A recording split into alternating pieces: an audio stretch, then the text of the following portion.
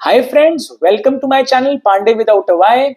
GST council की 56 meeting में government of India ने जीएसटी के नए रेट्स को अप्रूवल दे दिया है, जिसको कि जीएसटी 2.0 बोला जा रहा है। अब देखिए, जैसे ही ये न्यूज आती है, आप देखिएगा यूट्यूब में इतने सारे वीडियोस आ जाते हैं कि आप कंफ्यूज हो जाएंगे। मैं भी कंफ्यूज हो गया। क्यों? देखिए, कोई कुछ बता रहा है, कोई कुछ शेयर कर रहा है, कोई आपके साथ कोई इंफॉर्मेशन शेयर कर देगा, चाहे वो सही हो चाहे वो गलत हो। और यहां पे मैं बड़े बड़े यूट्यूबर्स की भी बात कर रहा हूं।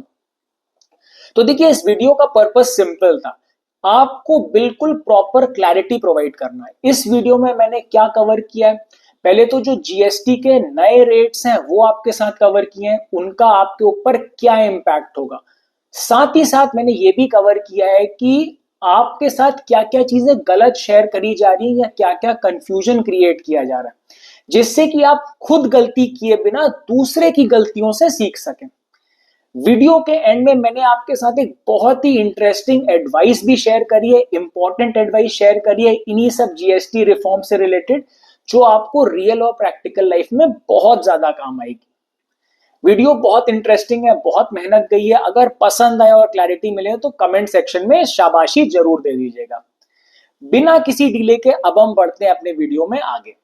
तो अब देखिए, यहाँ पे मैं आपके साथ जीएसटी 2.0 डिस्कस करने जा रहा हूँ, जो कि 22 सितंबर को अप्लाई हो जाएगा। तो अगर हम जीएसटी 1.0 यानी पुराने जीएसटी और नए जीएसटी यानी जीएसटी 2.0 में ब्रॉडली डिफरेंस समझना चाहे तो वो ये है कि पुराने जीएसटी में 4 स्लैब्स या 4 परसेंटेजेस थी, 5%, 12%, 18% और 28%। नए जीएसटी में मोस्ट ऑफ द प्रोडक्ट्स, यहां पे ध्यान रखने वाली बात है, most of the products 2 slabs या 2 परसेंटेजेस में फॉल करेंगे, जो कि है 5% और 18%। बाकी कुछ प्रोडक्ट्स के लिए और स्लैब्स भी हैं, लेकिन मोस्ट ऑफ द प्रोडक्ट्स 5 और 18% वाली स्लैब्स में फॉल करेंगे। तो अब इस अंडरस्टैंडिंग के साथ हम बढ़ते हैं आगे। जब आप ये वाली स्क्रीन देखेंगे, आपको दिखेगा यहाँ पे मैंने आपके साथ एक कॉन्सेप्ट शेयर किया है, इनपुट टैक्स क्रेडिट का। ये बहुत इंपॉर्टेंट है, जो आपके साथ सही से कोई नहीं शेयर कर रहा है, बहुत ध्यान से इसको समझिएगा। तो देखिए, ये कॉन्सेप्ट मैं शेयर क्यों कर रहा हूं आपके साथ, उसका रीजन ये है। आप कुछ लोग क्या बोलेंगे, लेट अस से किसी एक प्रोडक्ट पे कंपनी के जीएसटी कम भी कर दिया गवर्नमेंट ने, तो क्या गारंटी है कि वो कंपनी जो है, जो जीएसटी का फायदा है कंज्यूमर को पास ऑन करे भी कि ना करे। मतलब जो उसका जीएसटी कम हुआ उतना कंज्यूमर के लिए कॉस्ट कम करे कि ना करे अपने प्रोडक्ट का। तो देखिए, यहाँ पे समझना जरूरी है कि लेट अस से एक कंपनी है जिसका प्रोडक्ट पे जीएसटी कम हो गया। अगर एज अ कंज्यूमर मुझे पता चला कि भाई जीएसटी कम हो गया है, लेकिन इस कंपनी ने दाम कम नहीं किया या कॉस्ट कम नहीं किया अपने प्रोडक्ट का, मुझे बेनिफिट पास ऑन नहीं किया, तो होगा क्या? मेरा पहले तो ट्रस्ट खत्म होगा कंपनी पर से, राइट। मैं कोशिश करूंगा कि दूसरी कंपनी के प्रोडक्ट में स्विच कर जाऊं, और कोई भी कंपनी है बिल्कुल भी नहीं चाहती है, वो चाहती है कि उसका कस्टमर बेस बना रहे। तो किस सिचुएशन में ऐसा होगा कि कंपनी जीएसटी का बेनिफिट कंज्यूमर को पास ऑन ना करे? इसको हम समझते हैं एक सिंपल से एग्जांपल से। लेट अस से मैं लेता हूं एक कंपनी है, आप इसको किसी भी इंडस्ट्री किसी भी सेक्टर का मान सकते हैं, ठीक है। अब इस कंपनी को अपना बिजनेस या धंधा चलाने के लिए एक चाहिए मशीन।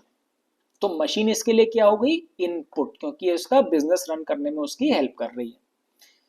अब मैं मान लेता हूं इस मशीन को बाय करने के लिए कंपनी को 50 रुपीज देना पड़ा विदाउट जीएसटी, और 3 रुपीज जीएसटी भी देना पड़ा गवर्नमेंट को। तो टोटल कॉस्ट कितनी पड़ी कंपनी को मशीन की? 53 रुपीज। अब क्योंकि ये कंपनी एक बिजनेस है, तो ये जो 3 रुपीज जीएसटी था, जो इसको अपनी मशीन या इनपुट पे देना पड़ा गवर्नमेंट को, ये वापस ले सकती है गवर्नमेंट से, वापस क्लेम कर सकती है। लेकिन प्रैक्टिकल लाइफ में कैसे क्लेम होता है ये मैं आपको बताता हूँ। लेटस से ये मशीन से कंपनी ने बनाया एक प्रोडक्ट। ये प्रोडक्ट किसको सेल किया? कंज्यूमर को, मुझे और आपको। प्रोडक्ट की कॉस्ट विदाउट जीएसटी है 100 रुपीज। प्रोडक्ट पे जीएसटी लेटस से लगा 18% के हिसाब से 18 रुपीज। तो कंज्यूमर को कॉस्ट कितनी पड़ी प्रोडक्ट की? 118 रुपीज, जिसमें से 100 रुपीज गया कंपनी के पास, 18 रुपीज जीएसटी गया गवर्नमेंट के पास, जो कंपनी ने गवर्नमेंट को वापस दे दिया। अब कंपनी को क्या याद आएगा कि ठीक है जीएसटी तो मुझे 18 रुपीज देना है गवर्नमेंट को, लेकिन जो मैंने जीएसटी अपने इनपुट या मशीन पे गवर्नमेंट को दिया वो भी तो मुझे वापस क्लेम करना है। तो कंपनी क्या करेगी, जो 18 रुपीज जीएसटी दे रही है गवर्नमेंट को उसमें से 3 रुपए माइनस करके देगी, यानी 15 रुपीज जीएसटी देगी। आई होप ये कॉन्सेप्ट क्लियर है। तो इसको बोलते हैं जीएसटी का एडजस्टमेंट। अब लेटेस्ट से मैं कहता हूं इस प्रोडक्ट पे गवर्नमेंट ने कहा कि भाई जीएसटी 0 कर देते हैं, तो होगा क्या? देखिए अब जीएसटी पहले तो क्या हो रहा था, क्योंकि जीएसटी कंपनी को देना था गवर्नमेंट को, जो कंज्यूमर से आ रहा था कंपनी के पास, तो वहां पे ये 3 रुपीज वाला जो जीएसटी इनपुट पे वो कंपनी एडजस्ट करके 18 में से 3 रुपीज माइनस कर दे रही थी। अब आपने ये 18 रुपीज जीएसटी ही 0 कर दिया, तो 3 रुपए एडजस्ट कहाँ करेगी कंपनी? ये बहुत इंपॉर्टेंट पॉइंट है सोचने वाला। चांसेस है कि ये जो 3 रुपए हैं ये एडजस्ट होगा कंज्यूमर के प्राइस में। तो जो आपको लग रहा है कि जो 100 रुपीज है, मतलब पहले 118 कॉस्ट था, आपको लग रहा है जीएसटी 0 हो गया, अब तो मुझे 100 में पड़ेगा।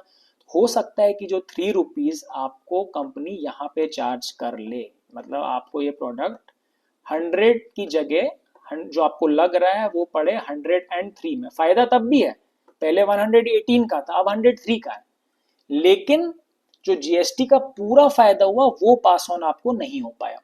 तो इसका मतलब क्या हुआ? इसका मतलब सिंपल है कि जितना आसान ये जो इनपुट मशीन, जैसे मैंने बताया, इनपुट पे जो टैक्स दिया है किसी कंपनी ने यहाँ पे 3 रुपीज, उसको क्रेडिट वापस लेना है गवर्नमेंट से, जितना वो आसान होगा विदाउट यहाँ पे एडजस्ट किए, उतना आसानी से कंपनी जो जीएसटी का बेनिफिट है अपने कंज्यूमर्स को पास ऑन कर सकती है। आई होप ये वाला कॉन्सेप्ट क्लियर है, क्योंकि ये बहुत इंपॉर्टेंट कॉन्सेप्ट है, इसको आपको समझना बहुत जरूरी है, कोई नहीं बताएगा आपको। तो जब हमारा ये वाला कॉन्सेप्ट क्लियर हो गया तो अब हम बढ़ते हैं अगली स्लाइड पे। देखिए अगली स्लाइड में हम क्या डिस्कस कर रहे हैं, ये लेफ्ट साइड में आप देखें तो ये कैटेगरी है, मतलब किस कैटेगरी का प्रोडक्ट है जिसमें जीएसटी चेंज हुआ है। ये वाला कॉलम है अर्लियर जीएसटी, मतलब पहले जीएसटी कितना था, ये कॉलम है न्यू जीएसटी, यानी अब जीएसटी उस प्रोडक्ट में कितना हो गया। तो अगर हम डेली इसेंशियल्स वाली कैटेगरी की बात करें तो इसमें मतलब जो हम डे टू डे लाइफ में यूज करते हैं, पहला पार्ट देखिए आप, इसका पहला पॉइंट देखिए, hair oil, shampoo, paste, soap, brush, इन सब में पहले जीएसटी था 18%। अब डे टू डे वाले आइटम्स में जीएसटी रिड्यूस करके कर दिया गया है 5%। काफी अच्छी बात है। सेकेंड पॉइंट पे है बटर, मक्खन, घी, चीज, नमकीन, इन सब में पहले था जीएसटी 12%, अब कितना कर दिया है, अगेन रिड्यूस करके 5%, जो कि बहुत अच्छा है। अगले कैटेगरी में आते हैं, अगले सेक्टर में आते हैं हेल्थ केयर, जो कि बहुत इंपॉर्टेंट। अगर आप पहला पॉइंट देखिए, लाइफ सेविंग ड्रग्स, जो जो मेडिसिन जान बचाती हैं, cancer medicine, health and life insurance, बहुत इंपॉर्टेंट पॉइंट। इसमें पहले कितना जीएसटी लगता था एक्चुअल कॉस्ट के ऊपर, एक्चुअल प्राइस के ऊपर 18%, अब इनमें कितना कर दिया है 0%, मतलब कुछ जीएसटी नहीं है।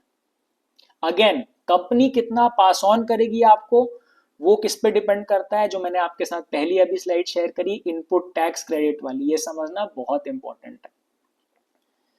अगर हम सेकेंड पॉइंट पे है मेडिकल ग्रेड ऑक्सीजन, जो ऑक्सीजन हॉस्पिटल्स में यूज होती है, टेस्ट स्ट्रिप्स, यानी जो शुगर जैसे मेजर करने के लिए जो टेस्ट स्ट्रिप्स आती है, उनमें पहले जीएसटी था 12%, अभी कितना कर दिया है 5%, जो कि रिड्यूस कर दिया है काफी।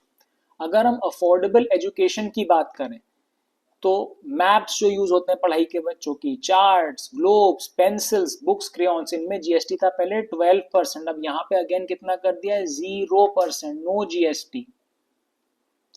अच्छा ऑटोमोबाइल्स में हम आते हैं, ये काफी कंफ्यूजन वाला है, इसमें बहुत लोगों ने इधर उधर कंफ्यूज किया है, कोई कुछ बता रहा है कोई कुछ बता रहा है, तो अभी इसको डिस्कस कर लेते हैं बढ़िया से एकदम। लोगों का कार में इंटरेस्ट भी होता है, बाइक्स में इंटरेस्ट भी होता है।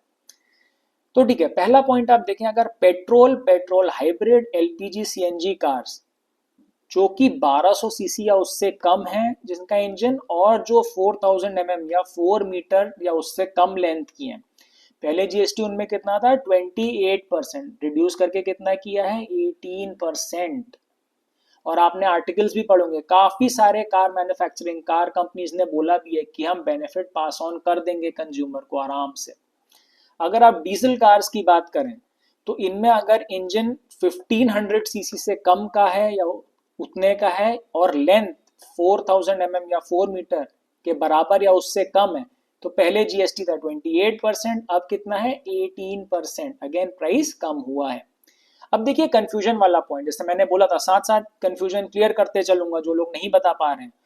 अगर हम लार्ज लग्जरी कार्स या एसयूवीज की बात करें तो देखिए वहां पे पहले ओवरऑल टैक्स आपको 43 से 50% देना पड़ता था।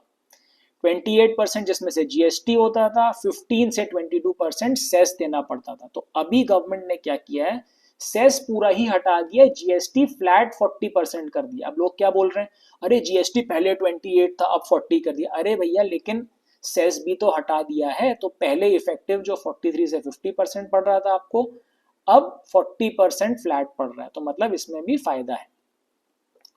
टू व्हीलर्स की अगर बात करें 350 सीसी या उससे कम के, तो उनमें जीएसटी पहले 28% था, अभी रिड्यूस करके अगेन 18% कर दिया गया है, तो अगेन प्राइस कम हुआ है। अगर हम टू व्हीलर्स की बात करें अबव 350 सीसी, तो ये ध्यान रखने वाला सेगमेंट है, यहाँ पे प्राइस बढ़ रहा है। कैसे, अगर 350 सीसी से ऊपर की बड़ी बाइक्स वगैरह हैं, रॉयल एनफील्ड की आती हैं और भी कई आती हैं, हार्ले डेविडसन आती है, उसमें पहले 28% जीएसटी था, 3% सेस था, इफेक्टिव 31% के आसपास। अब जीएसटी ही 40% कर दिया गया है, मतलब प्राइस बढ़ गया है। तो अब हम आ जाते हैं नेक्स्ट पेज पे। ओके, तो अब देखिए ये है ट्रैवल सेक्टर पे आते हैं। अगर आप होटल रूम बुक कर रहे हैं जिसका की कॉस्ट 7,500 या उससे कम है पर नाइट, तो पहले कितना देना पड़ता था अबव द प्राइस कॉस्ट के ऊपर, आपको प्राइस के ऊपर 12% जीएसटी देना पड़ता था। अब गवर्नमेंट ने कहा ठीक है भैया 5% कर देते हैं, आराम से जाओ रहो होटल में घूमो। अगर हम एयर ट्रैवल की बात करें तो प्रीमियम इकोनॉमी, बिजनेस और फर्स्ट क्लास, अगेन ये भी ध्यान रखने वाला पॉइंट है, इकोनॉमी को छोड़ के उसके ऊपर जो premium economy, business, first class, अमीर जनता जाती है, पहले 12% जीएसटी था, अब उसको बढ़ा के 18% कर दिया गया है।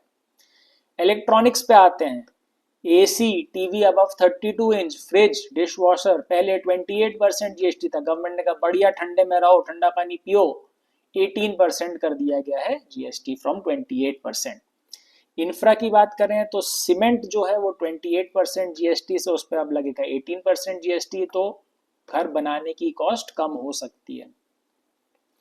एरेटेड ड्रिंक्स, पेप्सी वेप्सी, carbonated drinks, caffeinated beverages, coffee, इनमें पहले 18 से 28% जीएसटी प्लस सेस पड़ता था, अभी इसको बढ़ा के 40% कर दिया है।